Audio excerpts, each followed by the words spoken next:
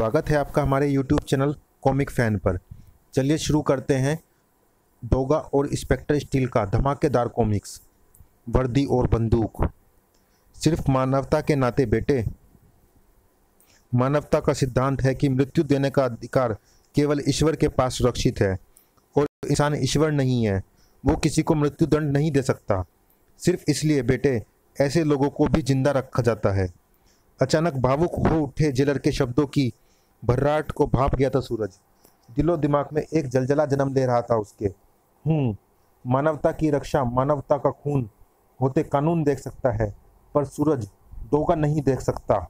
हाँ दरक चाचा, निर्दोष व बेगुनाह लोगों के खून की जिल्द जिल्द डोगा किसी अंधे कानून की किताब पर नहीं चढ़ने देगा। एक प्रार्थना है जेलर साहब, महमूद के मामले में मैंने आपकी कोई मदद की है, ये बात पत्रकारों तक ना पहुंचे। मैं नहीं चाहता कि मेरा नाम इस घटना में उछले और अल्फसान ग्रुप के आतंकवादी मेरे दुश्मन बन जाए। मैं समझ गया, ठीक है, ऐसा ही होगा। दरअसल मैं नहीं चाहता कि इंस्पेक्टर स्टील तक सूरज की जेल में मौजूदगी की खबर पहुंचे। उसे पता चलने के बाद अगर उसे डोगा के भी राजनगर में होने की खबर लगी तो वो ये अनुमान लगा लेगा कि सूरज ही डोगा है, क्योंकि एक बार वो पहले भी इसी उद्देश्य के लिए मेरे पीछे पड़ चुका है। शहर की किसी इमारत के किसी कक्ष में मौजूद सूरज से ही खतरनाक दिखते उस शख्स डेंटल के स्टील के दांतों वाले जबड़े सख्ती से एक दूसरे से टकराकर रेल के पहियों जैसी आवाज कर रहे थे। कटर।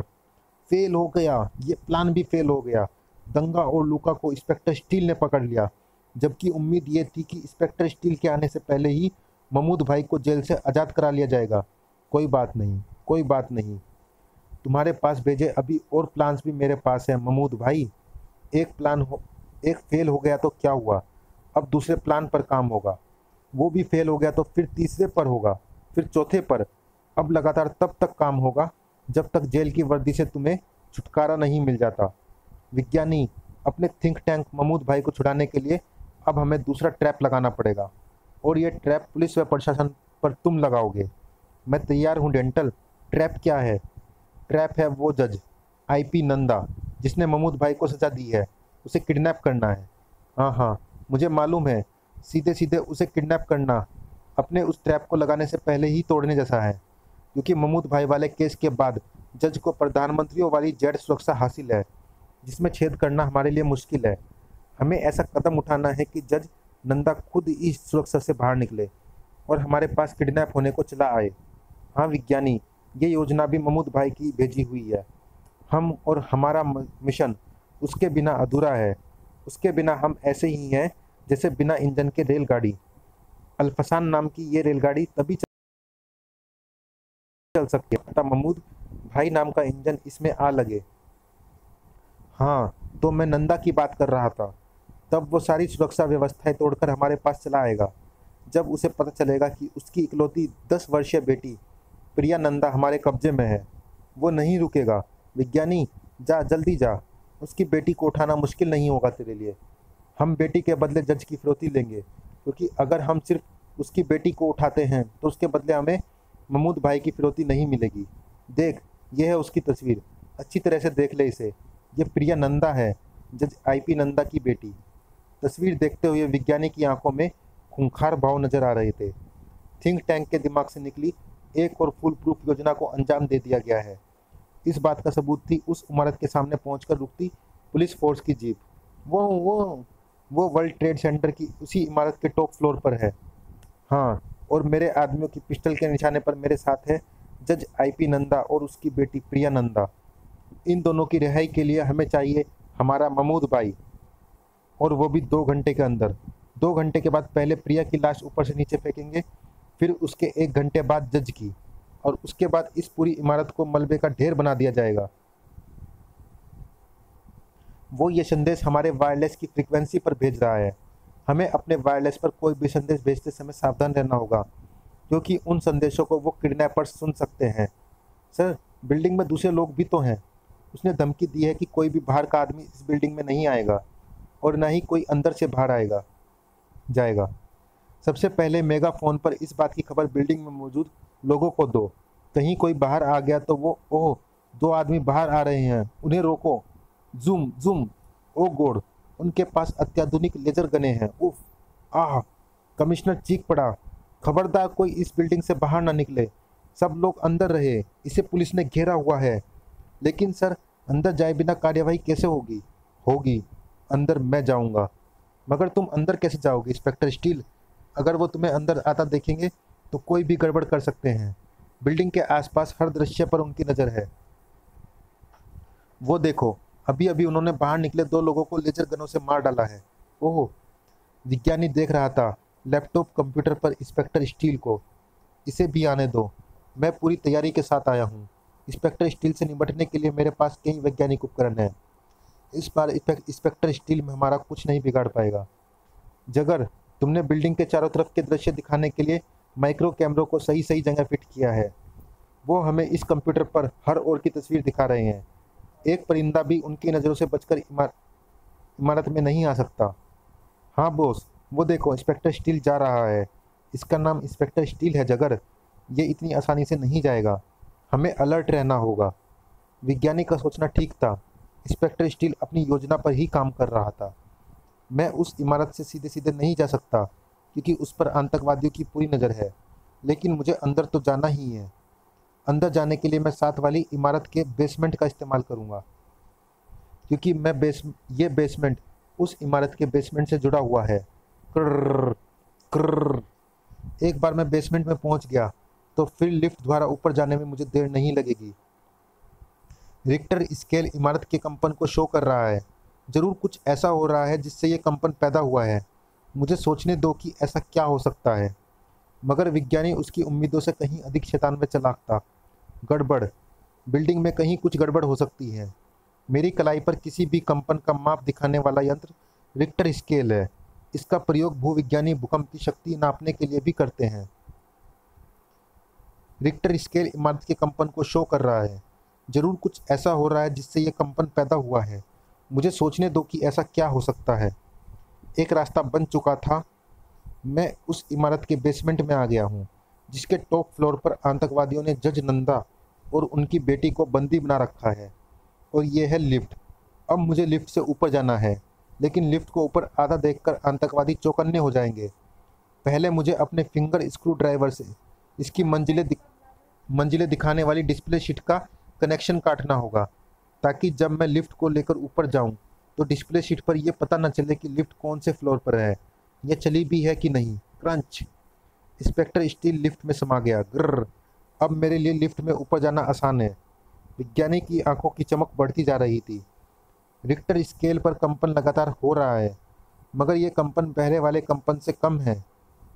पहले वाला कंपन तो मुझे नहीं मालूम कि क्यों हुआ, पर यह कंपन एक ही स्तर का है। यह कंपन जरूर लिफ्ट का होना चाहिए, जो अपनी नॉर्मल स्पीड पर ऊपर आ रही है। पिस्सू, तू लिफ्ट के पास खड़ा है। क्या लिफ्ट ऊपर आ रही है? लिफ्ट तो बंद है। उसकी डिस्प्ले शीट पर लिफ्ट ग्राउंड फ्लोर पर खड़ी दिख रही है। हमें धोखा दिया जा रहा है। लिफ्ट 100% ऊपर आ रही है, पर मुझे धोखा देना आसान नहीं होगा। अब मैं समझ गया कि पहले वाला कंपन दीवार के टूटने का था, ड्रिल चलने का था। इंस्पेक्टर स्टील साथ वाली बिल्डिंग को तोड़कर इस बिल्डिंग में प्रवेश कर गया है। जरूर लिफ्ट से इंस्पेक्टर स्टील ही ऊपर आ रहा है, पर मैं उसकी कोशिश कामयाब नहीं होने दूंगा।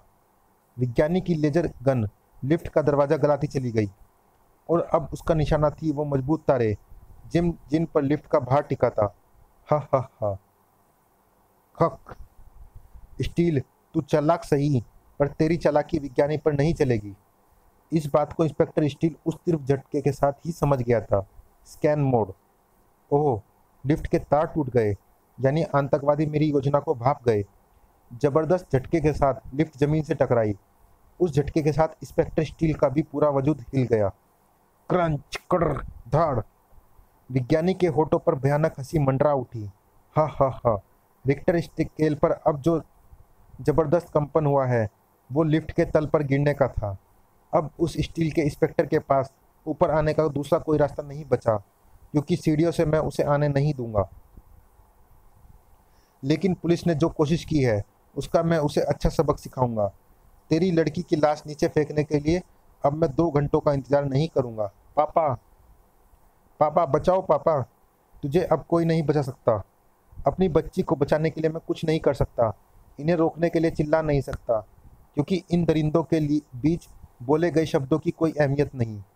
मैं तुझसे प्रार्थना कर सकता हूँ भगवान, क्योंकि प्रार्थना के लिए शब्दों की नहीं भावना की जरूरत होती है। मेरी बेटी की रक्षा करना भगवान। किसी ने सच कहा है, सच्चे दिल से की गई प्रार्थना को किसी मंदिर की जरूरत नहीं होती। जरूरी नहीं कि प्रार्थना के लिए भगवान की मूर्ति सामने हो। सच्ची भावनाओं को शब्दों की भी जरूरत नहीं। इंसान के दिल से उठी सच्ची पुकार तो खुद ईश्वर की ही आवाज़ होती है। Wow wow wow. इस प्रकार से मदद की जो गुर्राहट पैदा हुई, उसने विज्ञानी के दिमाग को भी चौंका दिया। इतने सारे कुत्तों के भौंकने की आवाज़, ये कुत्ते किसने छोड़ दिए? मुझे पुलिस की कोई नई चाल लगती है। पुलिस की चाल में कुत्ते क्या करेंगे? कुत्ते को क्या पता कि उन्हें टॉप फ्लोर पर मौजूद लोगों पर हमला करना है। उन्हें यह बात नहीं समझाई जा सकती, और अगर समझाई भी जा सकती है तो यहाँ जज और उसकी बेटी भी तो है। उफ, कुछ समझ में नहीं आ रहा। पर फिलहाल दरवाजे बंद कर दो। पुलिस की सारी कोशिशों को रोकने के लिए इस बच्ची की लाश की डोज पुलिस को देनी ही होगी। पापा, पापा बचाइए पापा। विज्ञानी की माइक्रोफोन पर गूंजती दहाड़े बाहर मौजूद पुलिस के एक एक अफसर के कानों में पिघले शीशे की तरह आकर पड़ी। मेरी चेतावनी को नहीं माने ना तुम? अपनी हरकतों से बाज नहीं आ रहे तुम? पहले स्टील को भेज दिया, अब कुत्तों को? खिड़की की तरफ देखो, जज नंदा की बेटी को सड़क पर फेंक रहा हूं मैं। बचा लो, हा हा हा, इसे बचा लो। सबकी सांसें थम गई थी, मगर सिर्फ एक को छोड़कर। कुत्तों को मैंने भेजा है ताकि तू वहां से कहीं ना भाग सके, मगर अभी असली कुत्ता तो तेरे सामने पड़ा ही नहीं। तेरी बोटियों को वही कुत्ता आकर चबाएगा। उस कुत्ते का नाम डोगा है, श्वेश। हालांकि डोगा का कार्यक्षेत्र मुंबई है, मगर मजबूर हो गया मैं राजनगर में आकर डोगा बनने के लिए। आज मुंबई और राजनगर का फर्क भूल गया डोगा, क्योंकि दरअसल अपराधियों के कमीनेपन की बू तो हर ओर फैली हुई है, चाहे वो मुंबई हो या राजनगर, कश्मीर हो या कन्याकुमारी। दरअसल एक डोगा की जरूरत हर जगह को है। काश मैं अपने कई टुकड़े करके हर उस जगह भेज सकता जहां अपराध मानवता को खाने के लिए हर समय भूखा घूमता है। उसका पेट काट कर मैं उसकी भूख मिटा देता। विज्ञानी को भी उस वक्त दरिंदगी की भूख थी। आज के बाद अल्फसान को की किसी आवाज़ को बकरी की आवाज़ मत समझना, उसे शेर की दहाड़ समझना। उसका सामना करने की कोशिश मत करना, दुबक जाना। पापा! प्रिया के चीख ने उसके पापा को जबरदस्त आघात दिया होगा, क्योंकि वो इस दृश्य को नहीं देख पाए थे।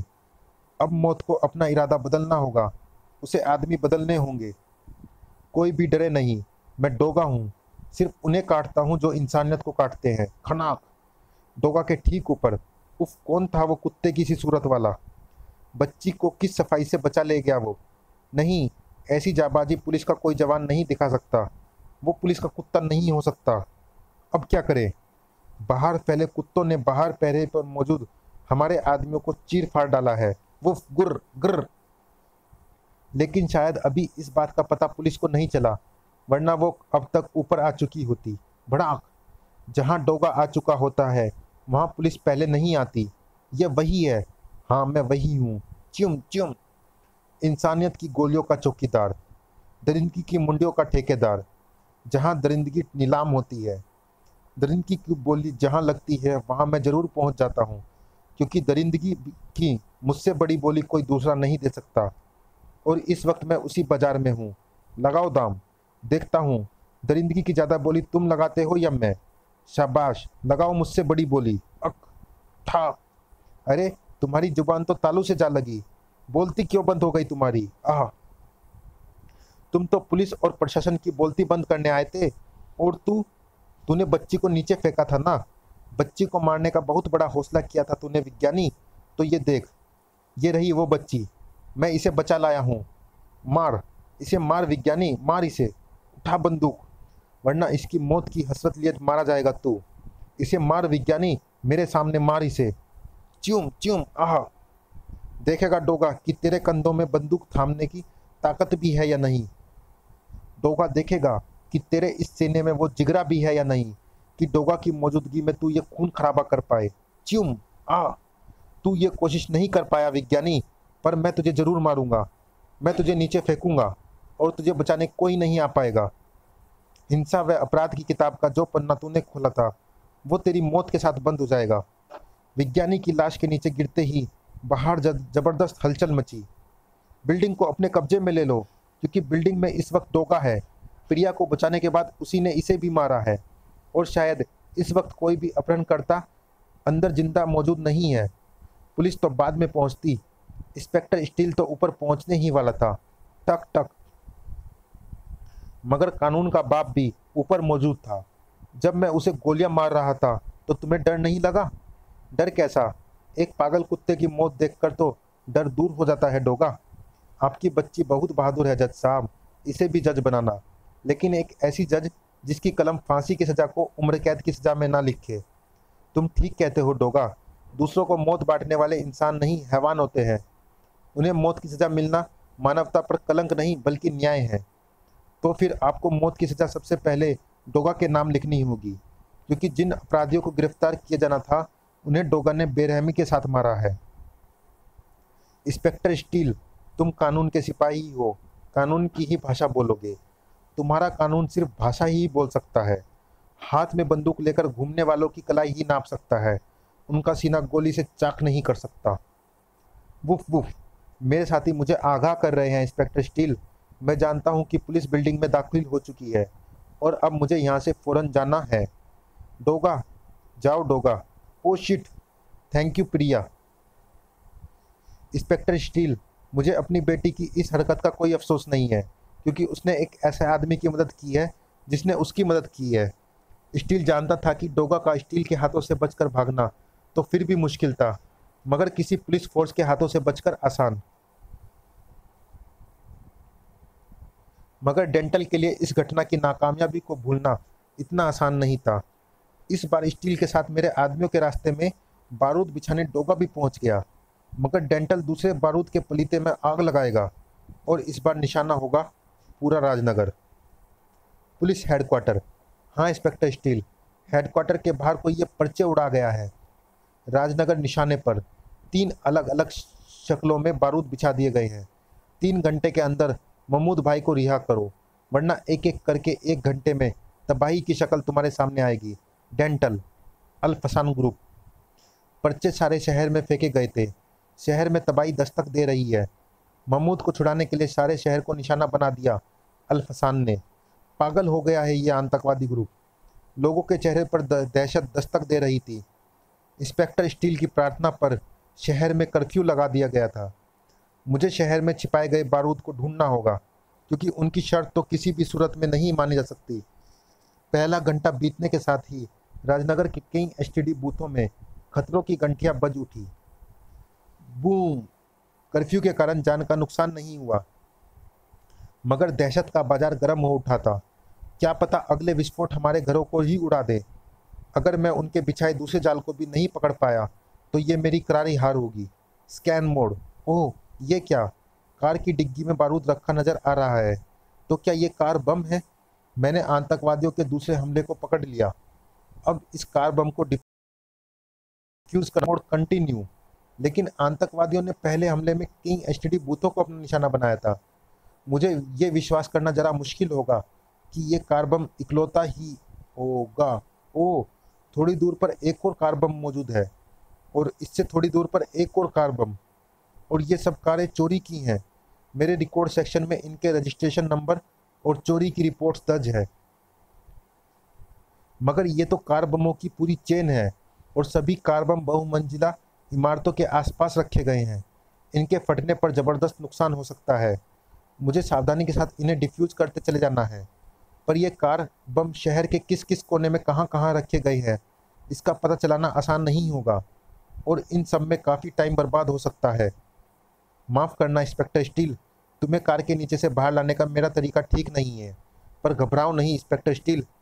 मेरे कुत्ते तुम्हारा काम आसानी से कर देंगे। मैंने उन्हें बारूद की गंध सुंघा दी है। उनकी नाक तुम्हारी आंख से ज़्यादा देखती, मेरा मतलब सूंघती है। कड़रच। तुम? हाँ मैं। खड़े हो जाओ और अपनी फोर्स को मेरे कुत्ते के साथ बम डिफ्यूज़ करने के काम पर लगा दो, क्योंकि मुझे तुम्हारी ज़रूरत दूसरी जगह पर है, जहाँ इतना बारूद रखा है कि पूरा शहर हिल जाएगा। और अगर इस वक्त तुमने मुझे रोकने या पकड़ने की कोशिश की तो मैं तुम्हें उस जगह पर नहीं ले जाऊंगा। चलिए दोस्तों, इस भाग में इतना ही। मिलते हैं इस कॉमिक्स के अगले भाग में। जानेंगे सब सवालों के जवाब कि स्टील और डोगा मिलकर ममूद को बचा पाए या नहीं। मिलते हैं अगले भाग में, तब तक के लिए धन्यवाद।